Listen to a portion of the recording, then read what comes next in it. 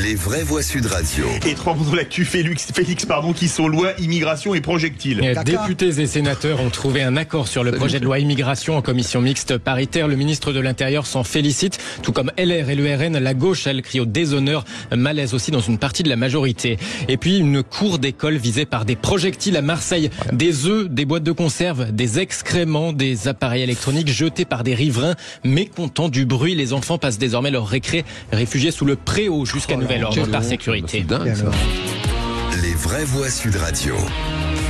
La fumée blanche est donc sortie de la commission mixte paritaire avec un compromis sur le projet de loi immigration. Le délai de 5 ans avant de toucher certaines aides sociales ne serait mis en place que pour les étrangers qui ne travaillent pas. Les régularisations de sans-papiers dans les métiers en tension seraient au cas par cas à l'appréciation du préfet, un peu finalement comme dans l'ancienne version du Sénat. Résultat, il y a beaucoup de monde pour crier victoire ce soir.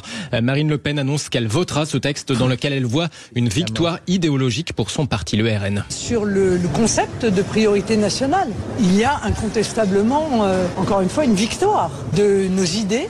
Sur le principe, ce concept est validé et évidemment, je ne peux que m'en réjouir.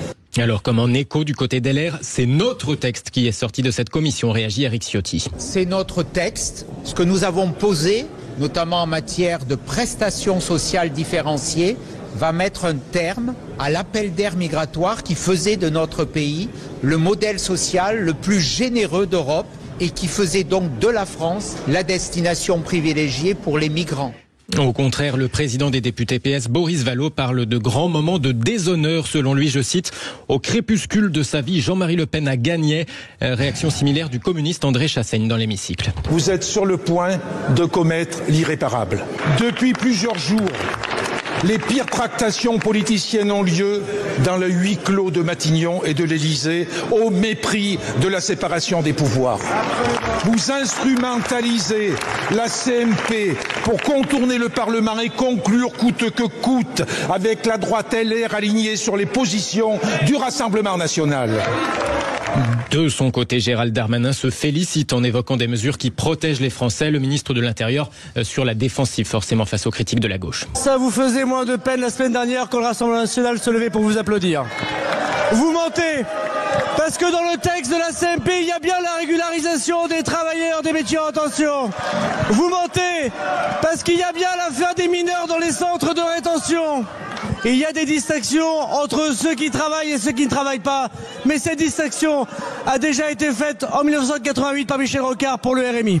Alors, pour autant, cet accord crée des doutes et même un certain malaise dans la majorité. Selon l'agence France Presse, lors d'une réunion du groupe Renaissance, le député Gilles Legendre a dit redouter que la majorité, je cite, ne mette le doigt, la main puis le bras dans un engrenage qui fait de la doctrine historique du RN l'alpha et l'oméga du débat politique. Plusieurs voix comme ça devraient manquer aussi du côté du MoDem. À titre personnel, je ne voterai pas ce texte, par exemple, a d'ores et déjà indiqué tout à l'heure le député centriste du Finistère, Erwan Balanan.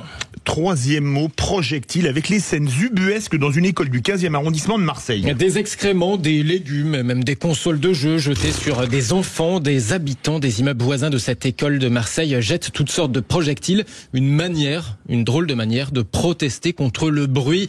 En attendant de trouver les coupables, les enfants passent les récrés désormais sous le préau. Jacqueline Taïré, déléguée des parents d'élèves. L'école est sujette à de nombreux jets de projectiles. Il y a eu un élève qui s'est pris une boîte de conserve dans le dos, un élève qui s'est pris un œuf sur la tête, des élèves qui ont été éclaboussés par des excréments, ça va très loin, des consoles qui sont jetées et le dernier c'était un sabre. On a mené nous une enquête de notre côté en tant que parents délégués. D'après le voisinage, c'est le bruit des enfants qui gênerait certaines personnes qui travaillent de nuit et qui n'arrivent pas à se reposer la journée. Là on réclame des solutions. La mise en place d'un plus grand filet, la récréation il est pas sous le préau, ils alternent. Même le sport ils le font sous le préau. Il y a eu des dépôts de plaintes aussi, la part de la directrice, des parents, parce que ça commençait vraiment à devenir dangereux.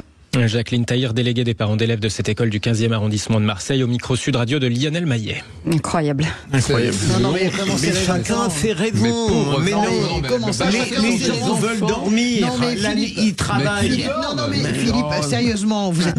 Non, mais Philippe, vous pouvez pas défendre un truc pareil. Je dis que des gens qui travaillent la nuit et qui ont besoin de. Mais c'est dans la journée, c'est pendant la cour de récré. Tu mets des boules de caisse pour dormir. Mais Philippe, qu'est-ce qui vous arrive? Je veux dire, vous avez rencontré des extraterrestres? Je ne vous reconnais pas. Je dis que souvent chacun a ses raisons et que l'indignation immédiate est mauvaise conseillère. Philippe, ce sont des enfants. Oui, j'ai bien compris. Tout est l'indignation, elle est normale. Je suis pour la récréation aussi, mais François. Ce sont des enfants. Mais lorsque j'entends l'avis des parents qui viennent dire... Mais c'est normal.